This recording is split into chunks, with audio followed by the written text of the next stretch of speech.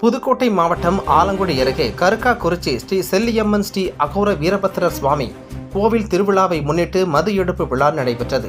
இதில் 1000க்கும் மேற்பட்ட பெண்கள் பங்கேற்று கும்மியடித்து நல்ல மழை பெய்ய வேண்டியும் விவசாயம் செழிக்க வேண்டியும் சுவாமி தரிசனம் செய்து மதுக்குடங்களை தலையில் சுமந்தவாறு ஊர்வலமாக எடுத்துச் சென்றனர். புதுக்கோட்டை மாவட்டம் ஆலங்குடி வீரக்குடி நாட்டைச் சேர்ந்த கருக்காக்குறிச்சியில் பிரசித்தி பெற்ற பழமை வாய்ந்த ஸ்ரீ செல்லியம்மன் ஸ்ரீ அகோர வீரபத்திரர் கோவில் அமைந்துள்ளது. இக்கோவிலின் திருவிழா ஒவ்வொரு ஆண்டும் சித்திரை மாதம் நடைபெறுவது வழக்கம். அதன் ஒரு பகுதியாக இந்த ஆண்டிற்கான சித்திரை திருவிழா இன்று வெகு விமர்சையாக நடைபெற்று வருகிறது.